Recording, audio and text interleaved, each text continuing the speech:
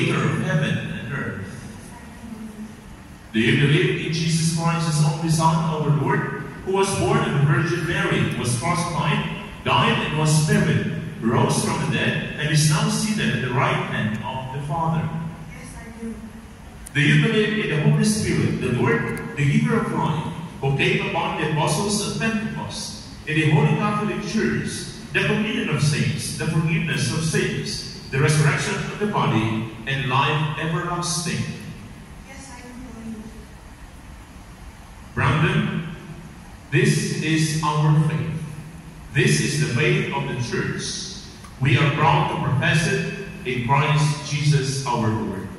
And may the Lord bless you and help you to become faithful in all your promises, now and forever.